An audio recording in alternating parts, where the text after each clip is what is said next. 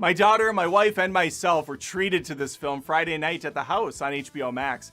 We shut off all the lights, we got under the blankets, we got in the mindset of, scare me, James, please scare me like you did with The Conjuring. Get me in a creepy mood. Bring me into that atmosphere, into that world. We didn't have to deal with people talking in the theater, chewing on their popcorn noisily, looking at their phones. No! Instead, we had a very pleasant and comfortable experience watching it right on our own couch via that great HBO Max app that only failed on us 3 times during the movie.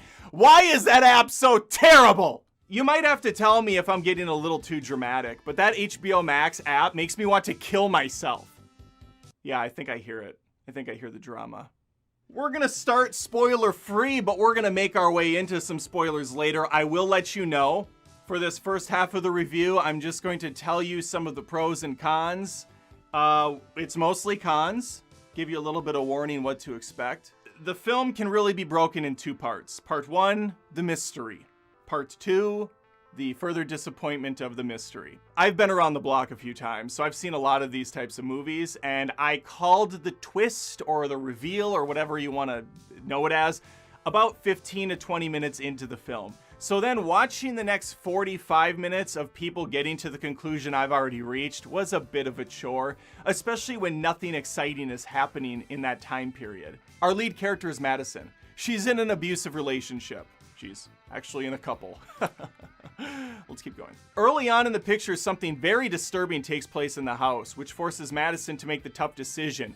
Does she go back to the house, or does she go? Nope, there's no decision. She goes right back to the house to spend another night there, to just live there, even after something very horrific happens. That's how people react! The only real person in her life is her sister Sydney. They kind of only have each other, as we find out later when Sydney goes to an abandoned building alone in the middle of the dark, in the middle of the night. No friends, I guess, to come along with her. She's gonna enter an insane asylum alone to look for clues for things. That makes sense. This is how people act in real life. It's relatable. The only other real characters in the film are a couple of cops. Pretty lame. One of them's a budget Wanda Sykes. I truly thought it was Wanda Sykes for a little while, and I'm just thinking, like, how old is Wanda right now? This woman kind of looks like her, kind of sounds like her. It's just a bad impression as far as I'm concerned. Anyway, the plot in a nutshell is Madison, after this horrific experience takes place, is able to see further killings happen, like she's in the room with them. James Wan learned a new film trick, probably from his time on Aquaman, and he uses it 4 or 5 times, the same thing every single time. Madison looks around at the room she's in, which then starts to change on the fly to the room that she's going to be in, that she's gonna see through. It's a really cool effect the first time, but then you start to get sick of it pretty quick after that. I really like those Conjuring movies, the first 2, so it's a shame that he's fallen back so far in this one. This really is a Saw 2.0 for me, where the look of the film is just kind of cheap. It has a cheapness to it. There's no atmosphere in the movie outside of one scene. There was one scene total where I was a little bit nervous, a little bit scared, where a guy enters a closet and you're like, uh-oh, where is the killer? Is he in the closet? Is he outside? That was an intense 20 to 30 seconds of the film. The music is comically bad. It goes from 0 to 100 like a flip of a coin. It's just like,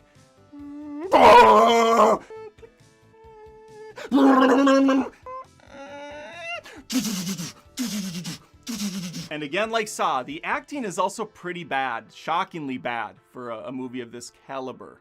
I truly don't know anymore. I saw some reviews on Twitter. I feel like they're always just fake, because no one can be that goddamn stupid with their thoughts.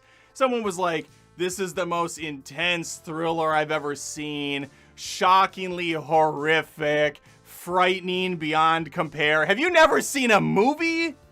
It's not scary in the slightest. Creativity, not so much. Makeup, clothing, awful, especially in the second half. It's seriously comically bad. I was laughing during the scenes toward the last act. And if it's intentional, cool, why? Who's this for? I don't know. I hated this movie. My wife hated it. My daughter hated it. 3 different walks of life with different tastes. So there you have it. Those are my spoiler-free thoughts on Malignant. If you like Saw or love Saw, this might work for you. People are liking it, I see. I don't like Saw, but I think that's far better than this. So you can maybe take from that what you will. We're now going to move into some of the spoilery stuff. So, please subscribe if you haven't. Like the video if you enjoyed my commentary. And then maybe stop on back after you saw the movie and you can hear the rest of my thoughts. Okay, spoilers. It's been 2 days, so my brain has already basically erased most of this film from memory, but I'm going to do my best to recap. So, we get the abusive husband thing. He slams Madison against a wall in their house in the middle of the night. She's got blood coming down. She doesn't think to go to the hospital, but we find out later there's a reason for that.